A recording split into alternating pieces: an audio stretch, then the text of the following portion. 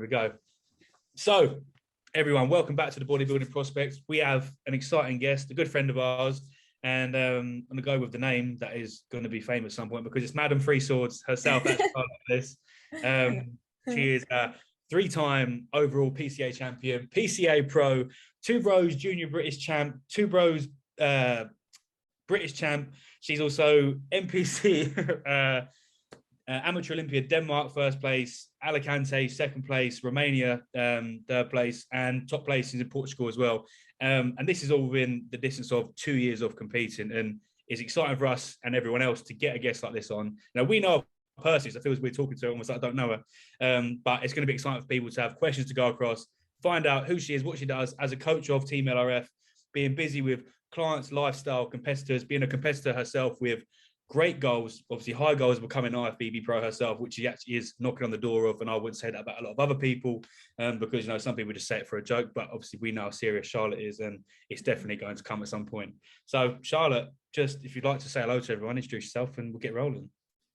Hello, I'm really excited, and obviously thank you guys for inviting me to come on and have a little chit chat.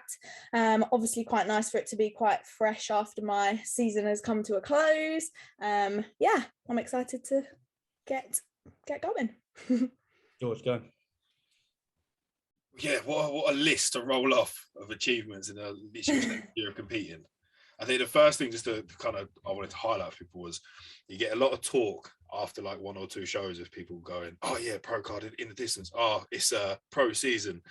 Actually having someone who has knocked on the door consecutively, show after show after show, it's quite what's the word I'm looking for here? Quite real to actually be in that position and not just be someone talking about it. And I think it'd be good to go into the mental aspect of how that coming out of that place isn't as a celebratory as people would expect you placing, you know, top two in these big shows. And I've had competitors at the gym I train at who have been in the exact same position as you. Josh is a classic competitor, and when he come back, it was weird, you know, not wanting to congratulate him because he had his head hung down because he didn't get the pro card, placing second in the overall. And it's just hard for people to, you know, quantify that when they see you do so well, and to them it's like, oh, it's such a big achievement.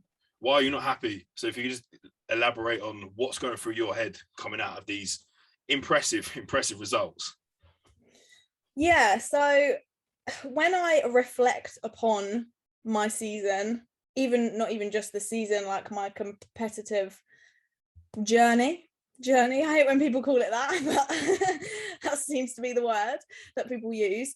I have achieved a lot, and I need to learn to be more like less hard on myself. But when you have this goal and you know what it is and you know what it takes to get there, even though you know that it is like it's a big goal, like, and it's not just handed out, like, and it's a hard thing to achieve. Anything like less than achieving it is, I don't want to say failure because it's not failure. That is how I felt for a little while and have felt. It's not a failure, but it's just, it's really hard to explain it because it kind of is like you're rolling off of this, like, you're going to get there, and you're just kind of like climbing, like, and you're kind of getting there and edging there, and like each show it felt like, yeah, I'm happier with the look every time, this is like getting better and like snowballing. And then I don't know, yeah, you don't get it, and it's just hard to explain why you're not happy about it, because it's you do have to sit back, reflect and think like, okay, like, look, this is a massive show, international show, generally these international shows, but even like UK shows that I've done, when I did a UK pro qualifier at the start of this season as well. And that was my first experience actually with the getting first place, not getting the overall, not getting the card, and trying to explain to people why I wasn't happy. And I just find it really hard to explain. It's just because, well, without sounding like a child that's like throwing their dummy out of the pram, I didn't get what I wanted. Like, I didn't get what I wanted. And I set such high standards for myself that when I don't achieve it, it is like I've not achieved it. what would be a good insight for people is, how long has your season of 2021 been? Go from the start. So obviously, I know you went into prep, you came out for a very short, almost improvement phase, if you could, just to relax a little bit, and then you're straight back in for another 4, 5, 6 months, still going for it. So just go through from the year, like what a year you've had, and obviously, yeah. So I didn't officially start prep in January, but I started dieting down from January. So I was still having a weekly cheat meal. I wasn't on prep. And I started dieting down in January because I got a little bit chunky because I didn't reverse well at all. At the end of my last season, I literally had a week or 10 days off the grid. We can talk about that later. But I needed to start scaling things back nice and gradually, nice and steady. Rob always likes to bring his athletes in early. So yeah, I was like, we're going with the flow, just trying to diet down. Nothing too crazy, nothing too taxing, and not feeling like I was on prep for a good few months there. Then the first show that I did was the pro qualifier, because the last show that I did the previous season qualified me for a pro qualifier for a year or whatever the rule is. So I could go straight into a pro qualifier. And I went for that. I was really happy with how I was looking. I felt really good. I'd made good improvements despite having quite a short off season, because my previous season had ended in October. And then obviously, so like the start of October, so October, November, December, and then I started dieting down in January. So I hadn't realistically had that much time off.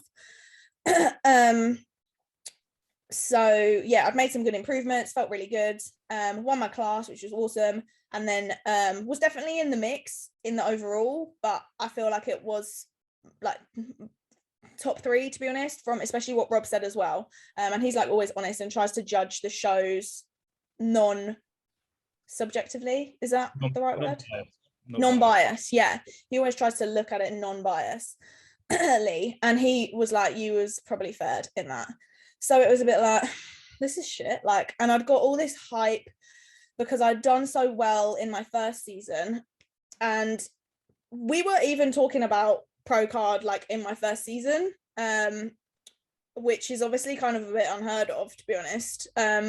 But yeah, so I'd got all this hype, and then after that I was like, this is it. I couldn't deal with all the I'm not got a massive amount of following or anything like that, so I don't know how these people with like loads of followers deal with it, but I think it's more a case of me putting the pressure on myself. But just having messages and your phone going off like good luck, and I think I almost felt like psyched out myself, kind of like, I don't know, it just really affected me mentally, like people knowing about it and people hyping me up. And obviously it's so nice to have that support and stuff, but it was too much for me. So I decided that I wanted to keep any other shows that I did kind of on the lowdown and just kind of rock up. And like I said to you guys just before we started rolling, that I kind of like to keep show day quite normal for me, and just chill out, crack on, yeah, with the day. So yeah, I did that show. Anyway, I digress. Honestly, just keep going. I did that first show, won my class, didn't win the overall, was sort of, yeah, probably third in the overall. And we were like, okay, let's go abroad. But I had to do a regional to qualify for these shows abroad. So I kept it quiet, did the regional the following week in the UK, won my class again, didn't win the overall. Same thing again, like, I've won my class, which is awesome, and I'm really happy about it, but not won that overall yet. So still just kind of like wanting that overall win, obviously. From there, I think I had about a 3-week gap between that regional and Portugal. And with these international shows, you got to come in a lot leaner than the UK. And these girls are stacked, which I did not realize until I got there. Like, because in the UK, this isn't me being funny or anything, but in the UK, I am quite on the bigger side of the bikini girls, especially my upper body. But Yeah. when I went over to that show in Portugal, I was like, I'm tiny. But anyway, so we grafted for like 3 weeks to come in leaner for Portugal. And then this was really hard show for me because I came fourth in my class.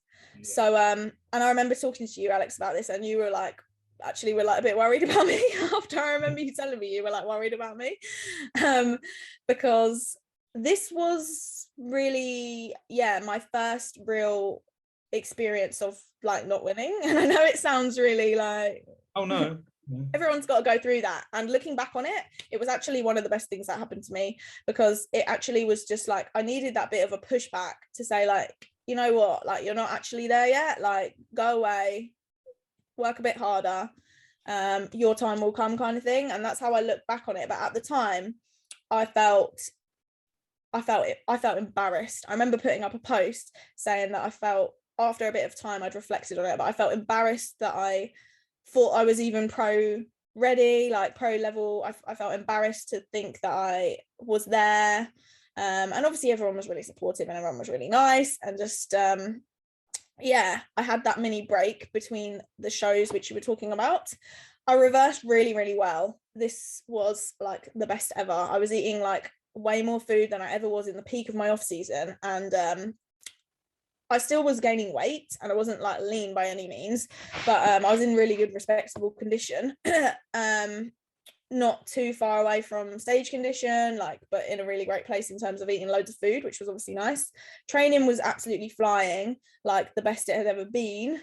And then I entered this phase with the discussion that we would kind of reassess down the line if I had made enough progress to go again. And I remember being on the Stairmaster, and I said to Rob, like, what should we do? Should I do another show, or like, what do you want me to do, kind of thing? And in my heart, I was not ready to not try again. And he was like, look, the reality is you still need to grow. And I remember crying on the Stairmaster. I was like, I'm not ready to, like, this was over text, the conversation with him. And I was like, look, I need to go again. I will not be satisfied if I don't go again. Like, I just need to go again. Like, even though I knew I needed to grow more, I was just like, I'm not ready to give up on this. Like, I felt like I'd worked really, really hard, and I just wanted to go again. So we decided to target these shows towards the end of the season. And then we started prepping for those. Because I'd reversed so well, Denmark was meant to be my first show that we had planned. I'd already competed. I'd done 3 PCA shows and 2 international NPC shows by the time Denmark came around. Because I'd reversed so exceptionally well, I just come in like super quick. Like, it was just like, and so easily, like, compared to my previous prep. So do your reverse that correctly, guys. But let's not forget what happened at these shows that you went into. So obviously there was 3 PCA shows, and let people know what happened at those shows. So basically, because I was coming in so quick, Rob knew that I had wanted to do PCA if it fit in with my plans. He knew, and obviously we discussed, my goal is to be an IFBB pro. But PCA stage, I've been to it with clients and things, and it just looks like so much fun, the atmosphere, the vibes. I said to him, if one can fit in, I would love to do one, like purely just for fun, and just for stage experience, and especially as being a coach as well, it's good to have like been on another stage and competed with another federation, and I'm so glad that I did, purely for that and like for coaching experience as well. But so we looked at the PCA London show, and we were like, yeah, let's do that. And it was like at 4 weeks out. And then the same weekend as the Arnold's was coming up, and Rob was like, we knew that I wasn't doing the Arnold's because it was just a really big show, and yeah, I was there. You just got to be tactical in what shows you do, to be honest. And I thought all these international girls was going to be showing up, and you know what I mean, like, you want to win at a busy show, obviously. You want to earn your pro card at a busy show, but I just knew how busy that show was going to be, and I was like, I ain't doing that. So yeah, Rob was like, at 2 days out, he was like, there's a show in Jersey. Do you want to do this PCA show? And I decided that I was doing it at 2 days out. I booked the flights. Obviously Jersey is like not far away, but anyway, it's still, I got a flight. Booked the flights, went, this was all on the down low, rocked up, won the overall, which was so good. And I got a sword, which was so much fun. So that was my first overall win, was PCA Jersey. And me and Zoe literally sat there on the sofa and see the picture come up with you, your sword, and was like, what? When did this happen? What happened? A big funny thing was when you said, you were like, how am I going to get this sword on a fucking plane? Yeah. It didn't even fit in my suitcase. Like I tried to put it in like that way in the suitcase and it wasn't happening. I was like, oh god, we got to get this shipped over.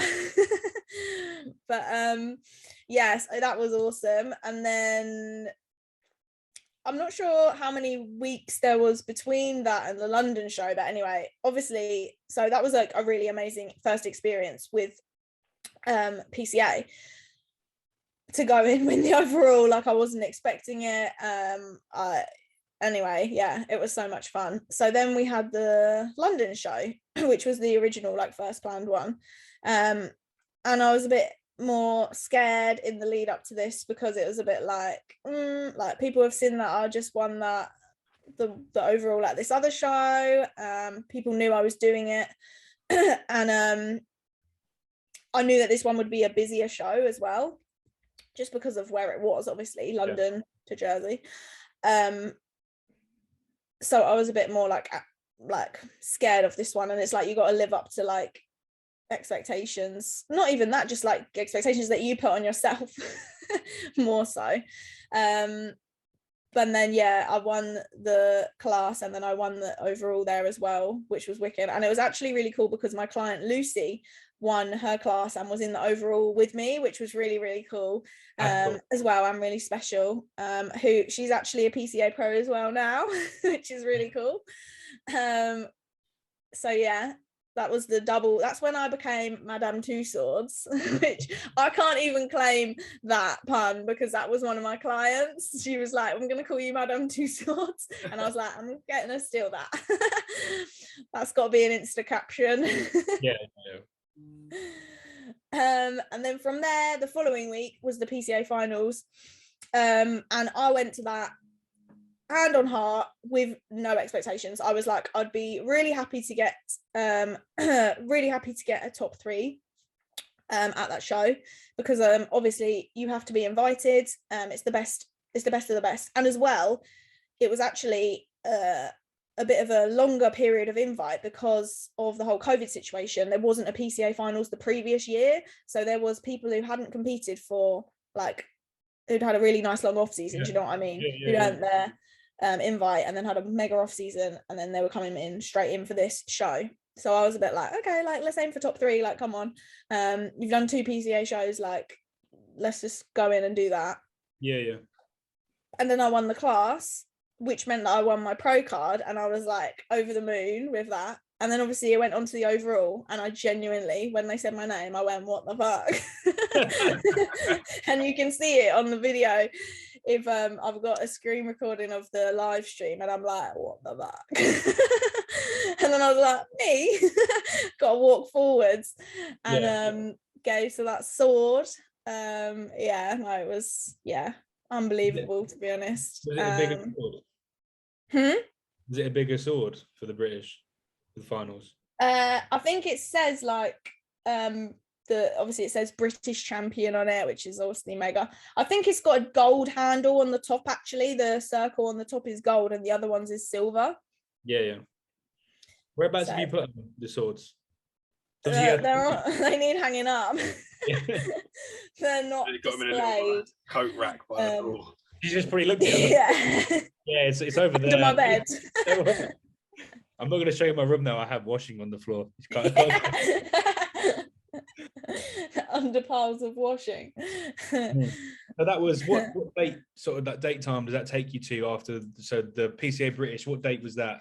That was the 16th of October. Brilliant. So that was the mid-October. And then how long was there between then to the next show? So was Alicante first? Yeah.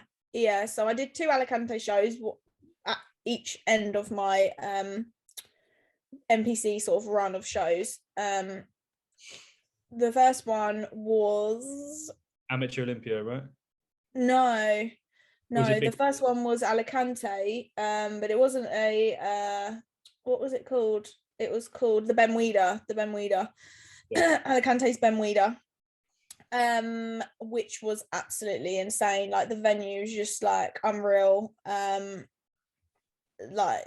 Just like next level, like, and you're really looked after, like the staff are all like amazing, the town people are wicked, like obviously the town people and everything in the UK is also wicked, but it just felt like another level, like in terms of the production of the show. Like I don't know if you've seen, but the background of the stage is like a screen, so of you. So it's all well and good, but until you're doing comparisons and you turn around and you do your rear pose and you can see everyone's rear pose and you're like, am I winning this? Or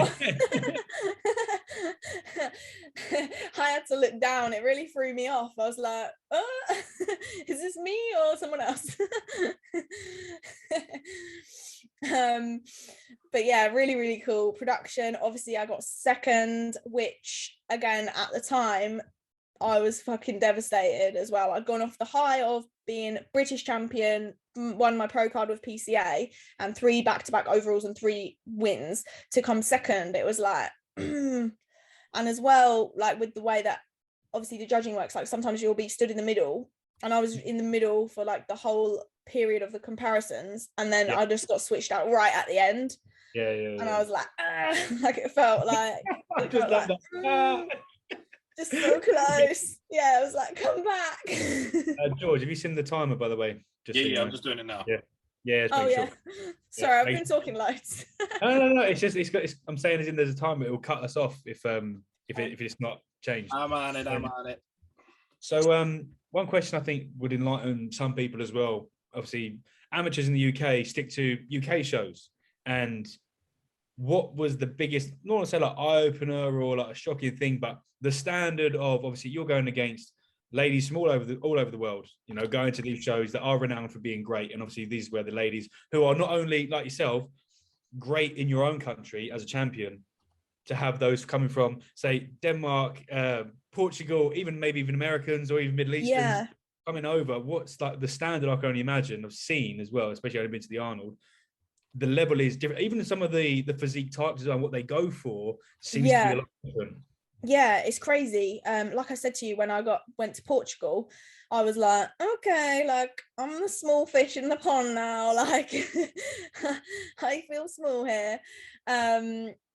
Because it is like next level. It is like and like you said, it's not it would be like these girls will be like the best in their countries. Like a lot of them will probably hold similar like accolades to being like pros in different federations in their country, and like holding these titles and things like that. So it is a case of like the best of the best are then all together fighting out for it. So yeah, the standard is totally different.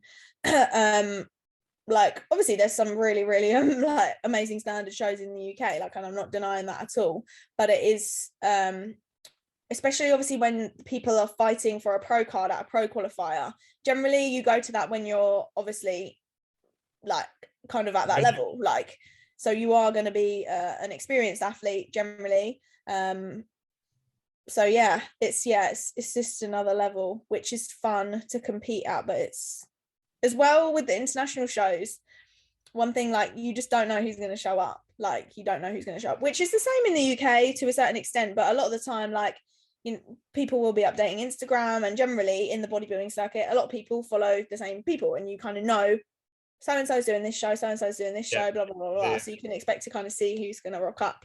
But you just don't know who's going to show up. Is that something that does it ever cross your mind? Do you keep an eye on, you know, I'm really asking this, saying, but do people maybe thinking this? Do you keep an eye on, you know, other competitors? You know what ladies are winning and doing this, that, and the other, and do you keep an eye on them? Do you follow each other? Do you talk to each other? Obviously, and then there's the girls who come out the woodwork that no one's even heard of, that don't even care about Instagram and all that sort of thing. Yeah. So, in terms of when I'm going into a show, I try not to like, and I would advise people to try and avoid the like scrolling and like comparing and things. So like, avoiding that.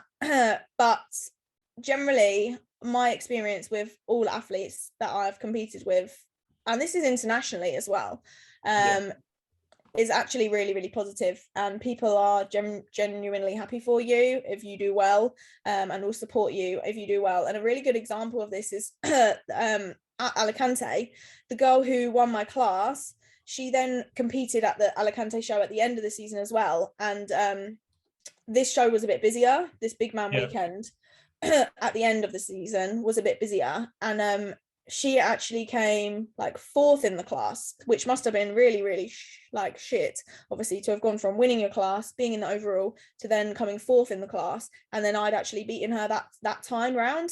And she was like, we were obviously on stage together, like next to each other, and she at the end she was like, I'm so happy for you, and we had a really nice chat afterwards. And generally I find people are supportive of each other. I don't find there's any, in person or anyway, from in my experience, I don't deal with a lot of bitchiness or anything like that. I think maybe you can't exactly bitch about someone who's winning too much. I know there's the, when you're in the limelight a bit, that's, and you may be almost not targeted, but it might come across people's minds like, how did she beat you? You know, some coaches are going to be like, how did you beat my client, this, that, and the other? You know, they get very emotionally attached to it. Of course, as all people are, you know. Rob wants to see you do well. You want to see you do. We want to see you do well. If I saw someone who I didn't think should beat you, this is obviously the beauty of a subjective sport. I'd be like, how the fuck did she beat her? You know, like what I'd love. Obviously, I know live streams are a little bit different and things like that, and obviously the criteria does seem to not necessarily change in abroad shows at all, but, you know, as in the physiques they sort of go for, especially IFBB pros, the development's a little bit different. Maybe like you said, girls, they are jacked, you know, they look small on stage, but you see them in person, these girls are huge. It's dealt loops to the absolute max. I don't know where George has gone. I think we'll have to deal with that for a second. But yeah, to go on to the questions on, sorry, I've lost my question list. No worries. Did you throw me under the bus here a little bit? Just want to make sure you'll come back. So going to is, so that was your first, so the international show after that. Which show was that where you come second and that lady come fourth? That was the last one. So she had beat me in the first Alicante show, which was the first one of my like NPC little string of shows. So Alicante, then I went on to these next four shows were all 1 week between each other. To put that into definitely does make a difference. But I actually, what were you gonna say? I would say that, did you feel how busy you were? You know, because back to back, there's back to back and there's back to back, but you know, there's a, it's literally ridiculous when I think back to it. So basically, generally I was either flying on a Wednesday or a Thursday to a show, to wherever it was. It just depended on what the flight's situation was. Competing at the weekend and either flying back on the Sunday or the Monday. And I did that for the whole month of November, which is mad. So 4 weeks on the trot. My passport was filling up with stamps. Cool. So yeah, I went from Alicante, came home to the UK, was literally in the UK for like about 2 days, and then went to Romania. That was next, Romania, which was a bigger show again. This is the Wings of Strength, which is a massive show, and people were saying to me like, people are scared to compete on that stage. Let's go on to what we'll go into. Obviously, what you spoke about before is the coming down from the busiest year you've had as a competitor, and I'm sure as a coach as well, as we say, you know, launching yourself into coaching and going straight away to a higher level, obviously being coached by obviously Rob Whitfield, for those who don't know, Team LRF, you know, having a great coach above you and alongside you, you know, to help you become even a better coach, how busy it was as a whole. Now you come in down to you get some time to yourself almost, you know, to actually be a normal person, I bet, you know. Literally, yeah. It was a mad period with those 4 back-to-back shows where I was saying, was literally flying on a Wednesday or a Thursday, competing at the weekend, and then flying back to the UK. Dealing with clients and things. So yeah, it was quite stressful. I feel like I was a little bit of a robot, to be honest, which was necessary, which you do kind of end up like towards the end of prep anyway, to be honest, where you're just kind of like got these tasks that need ticking off and you just kind of like get through them. And coaching was one of the tasks that needed to be done. And yeah, it was hard obviously when I had people to prep as well, and I had shows where I was competing on the same day as people as well.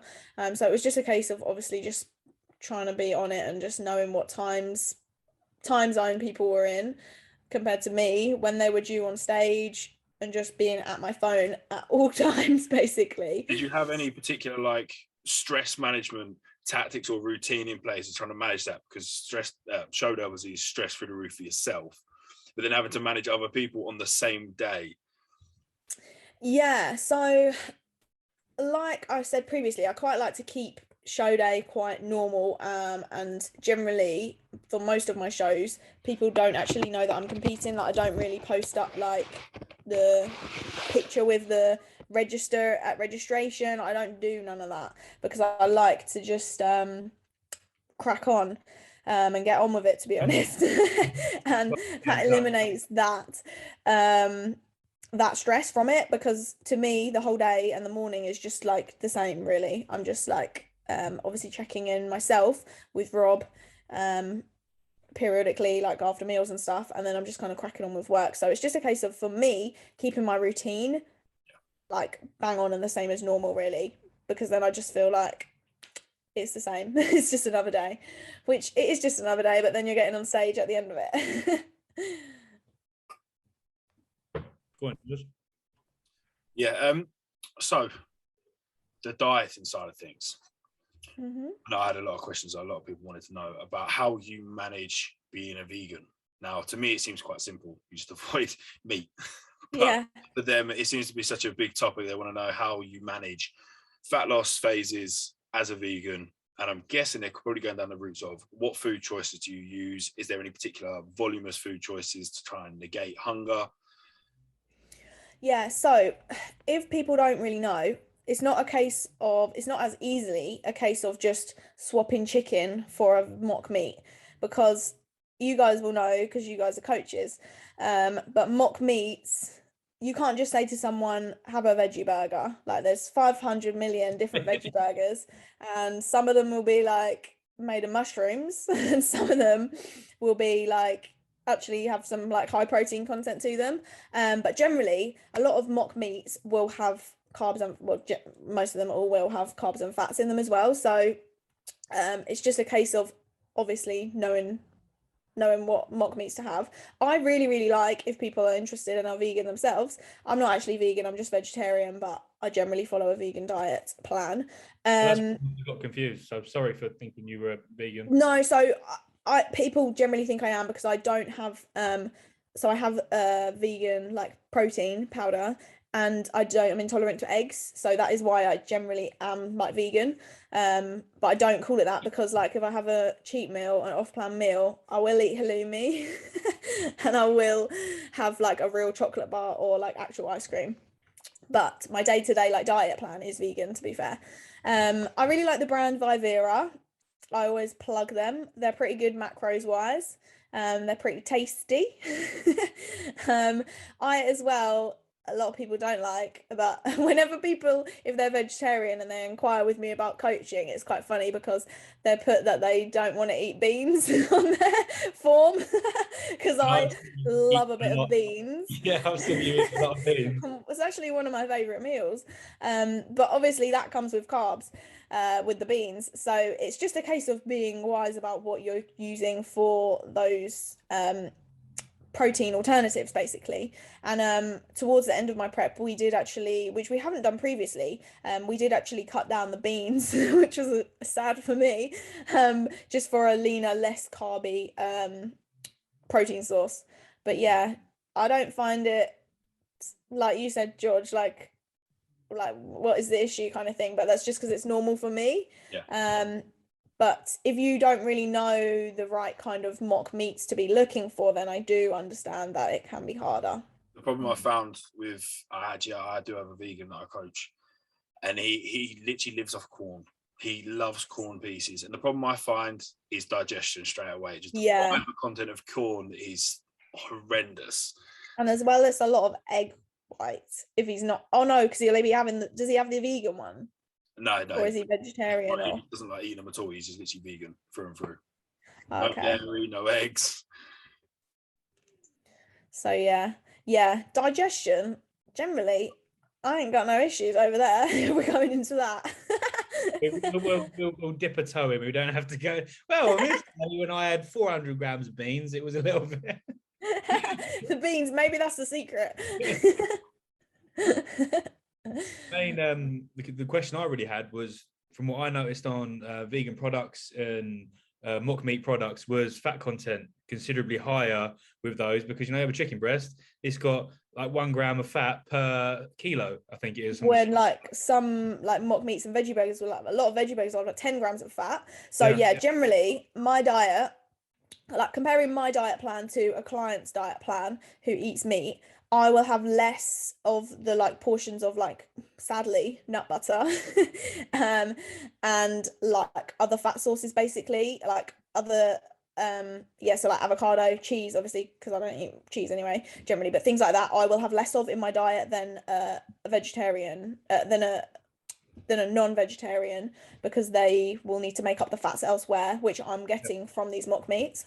But that's just one of those things of, as you're going through your progress of going better and better, knowing your physique and what you're intaking, of course, I realize my normal diet has more fat in it, so therefore I'm not going to be able to enjoy the more enjoyable things such as nut butter and dark chocolate, as everyone loves, and a bit of avocado. But it's part and parcel of it. And I know food is food, and it's doing a job and serving a purpose rather than luxury. I think the calorie allowance each individual person has in a day, when you're taking a specific vegetarian or vegan diet as well, plays a massive role in how easy it is to navigate. Obviously, every single meat alternative is high in carbs and high in fats. So having the actual allowance to be able to eat foods is, some smaller females that I've coached, it becomes nigh on impossible to hit a full amino spectrum from like pea, rice, and then your alternative meat sources without them eating 3,000 plus calories. To fit it all in, it's like as you progressed, I'm sure it has got a lot easier with food increasing every off season. What would your advice be for, say, a lady sitting at home, or a young girl thinking, I can't get into this because of my diet requirements? You are proof, and it is quite rare to find, sorry George, it's not coming up, it's not coming through. No, I was agreeing with you. Oh yeah. What would you say to them? And as in, obviously you're a coach yourself, you can help these girls out, so definitely might be there now to help these ladies out. 100%. It doesn't have to hold you back at all, but I know that, like, because I was vegetarian before I got into competing, and I know that I probably was not having enough protein beforehand, so it's just a case of knowing that you need to eat more protein and less pasta, probably. Lots of vegetarians just love the carbs. But it doesn't have to hold you back, and it doesn't have to limit you. A lot of people are surprised that I'm vegetarian, and they're like, what? How? But definitely doesn't have to limit it. It's just a case of having a coach or educating yourself enough to know where to get what food sources from. I think what would be good to ask is, for example, say you're in your off season, you're midway through, food's quite high at this point for you. What does, if you don't mind sharing, a day-to-day sort of diet? I'm pretty sure obviously you have some swaps and changes that you like to change in and out of food, or like maybe cream of rice here and there, things like that. What would that look like for someone to have a rough idea of, how many meals are you eating a day? What's involved in these? And yeah, just go with that. So I actually like to eat more frequently and smaller meals. I think I normally have like 7 or 8 meals.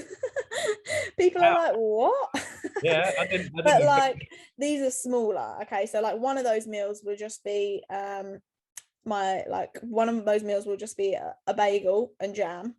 That counts as a meal. Do you know what I mean? But I prefer to eat like smaller meals more frequently than eating like bigger meals. So people are like, all you're doing is eating.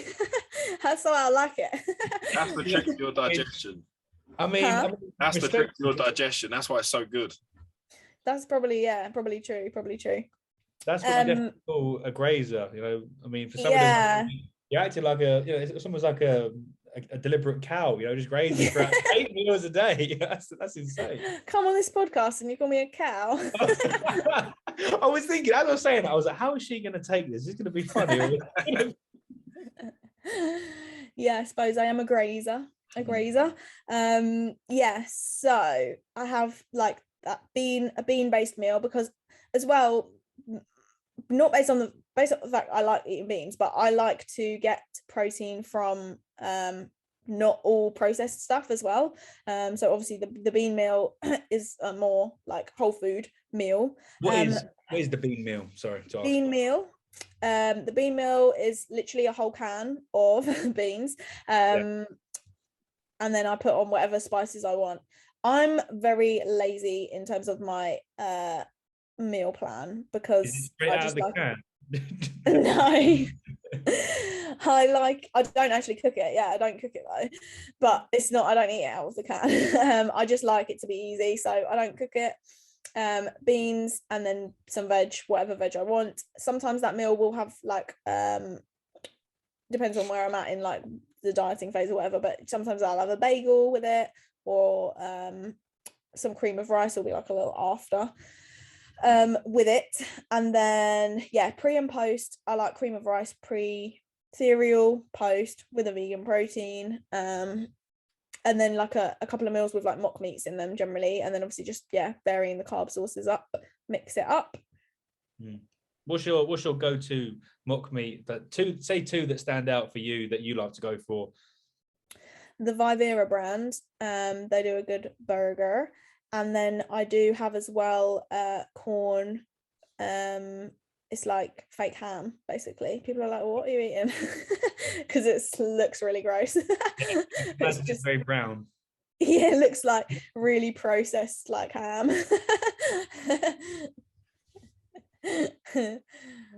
So those are my go-tos. And corn stuff, like, although you were saying it can be bad for your digestion, the macros on it are good. Obviously in terms of like the carbs and fat side of it, the macros are good. It was just the sheer amount that he eats. Amount of it is like 6 meals a day. He will not eat anything other than corn as his alternative. There is no alternative. It's just that's it. That's all there is on the spectrum. There's no other. No beans, no nothing. I've tried. On the beans front, is there like a specific type you go for every single time? I know, this is really funny, and I don't even know what else these beans are in. It started off as chickpeas. That was what I had, chickpeas. I got fed up with them. It moved over to kidney beans. A lot of people don't like kidney beans, especially me eating a whole can of them. They're good in the people are like, what? I tend to pick them out of a chili if chili. I can't help it. All right. But at the moment, and quite my most recent bean favorite, this is so funny, this conversation is a borlotti bean. I'm not sure what else they're in, but anyway, borlotti bean. It's a bougie bean. I'm a bean expert. So I mean, what we've learned today is how to get sword, well, a few of them, and how to become a bean expert. So Can I think the two are linked, I think. that be the title? where everyone in bodybuilding is going wrong. You're not having enough beans, that's why you haven't got any swords, mate. All right. I think that's why they're linked. So the answer to almost like wrap this up, we're going a little bit of a while. What's sort of the plan for you now? Are you going again in 22? Are you being forced? I'm pretty sure you'd have to be forced to take a year off to have an off season. I feel knowing you. Yeah, I would not like a whole year away. So yeah, I will be going again. I won't reveal when right now, but I am having a little bit of a longer time off. So yeah, I'll be targeting some UK shows and then going probably abroad as well. Just because I feel like I fit quite well on the international stages. They have a much leaner physique when you compare the UK. And that is the look that I prefer to go for as well. So yeah, there's no point sort of banging your head against the wall if you like. I do this because I like it, and I obviously want to achieve a look that I like. So yeah, if they're going for that generally like leaner, harder look, then it's more frequently like preferred in the international shows. Yeah, 100%. It definitely shows the work rate. Of course, I think you sent me a picture once. You were like, what was it? Thinking like I'm standing in my bedroom or something, and it was like the veins. I was like, that's it was mad. Yeah, mad. Like just when you get that lean, that you are like so veiny, and that feels like so far away now. Like I'm like only like 10 days post show, and I'm like, where are they? Where are they gone? But yeah, just next level like condition, which is really fun. And it's just like pushing yourself to the limits, which is what I like. I know you've learned to manage the reverse a little bit better, but what did that post-show treat, meal, whatever you want to class it as, what did that post-show kind of day consist of food-wise? Isn't it fruit? I do actually like a bit of fruit, but what the one after my last show, or like what my go-to is? Just go-to. I had a Five Guys in Alicante. Had a Five Guys, and then my thing is just ice cream. He's frowning and I'm frowning. You had a Five Guys. What? They do a veggie burger. Oh, okay. I'm thinking she's just eating a cheese toasty, or just a bun. He was frowning. I was like, this doesn't add up. We've just spent a podcast talking about beans, and now she's eating a Five Guys. Hey, I did not know they did veggie burgers. That's quite cool. Yeah, they do a veggie burger. It's like super cheesy. It's really good. And the milkshake, the Biscoff and Oreo milkshake. Good combo. But yeah, my thing is ice cream. I just love a bit of ice cream. Do you have to go for the vegan one, because that usually is quite a poor? Generally, I do. I can eat non-dairy, but I just prefer to have the vegan ones. They do a really good one. It's like coconut. I know people are like, what? But it's coconut and caramel. It's so good. Ben & Jerry's is they who I'm talking about. Who else do you buy ice cream from? Anyway. Start that whole Haagen-Dazs B&J debate. Oh, that doesn't need to happen. I think we definitely got enough here. So yeah, sorry, I feel like I really talked for ages. This is the whole point of it. Literally, we talk a lot, and this is the chance for you to just ramble on and tell everyone what's going on. Tell them about you, blah blah blah. Just hence why I was sitting there like this, or like I'm actually enjoying this, listen listen to my voice. So definitely one thing, obviously, I want to ask. Plug your coaching, as in if you want to go and talk about that, if you feel like you want to get out there. Yeah. Oh, thanks, guys. Yeah, so you can follow me on Instagram. It's Char_team LRF. And contact me through there if you're interested in coaching. So I work with prep clients and lifestyle clients. Generally, I do like the mix, but I generally prefer prepping clients because I feel like I can relate to them more. Just because I'm a competitor, it's literally my life, and they're not going to tell me that they ate cake at the weekend. I'm just messing. Of course. So Charlotte obviously has, I'm assuming you've got spaces open now. Obviously, are you close to your limit or are you fairly Yeah, open? I've got some spaces. I'm quite close to my capacity, to be honest. But I do have spaces. So I will, be taking people on. They just have to inquire and drop me a message. Yeah. Brilliant. So The ways of the bean. the ways of the bean. That could We need that on a t-shirt. That needs to go on a t-shirt. There's T-shirts coming up. something coming out with your name on it. The name of the podcast will be bean related of some sort, if you don't mind. We'll keep it professional, of course. We need a Madam Three Swords tee as well. You could just I this. need that.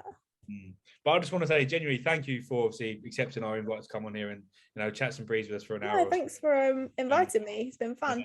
Good fun. I'm sure we'll have a catch up down Herne Bay at some point when you come down. For sure. But yeah, so thank you everyone for listening again. And you know where Charlotte is, got her tag there. We're going to talk about culture or anything like that. And we'll see you for the next one. Yes, thanks guys. Peace, guys. See you later.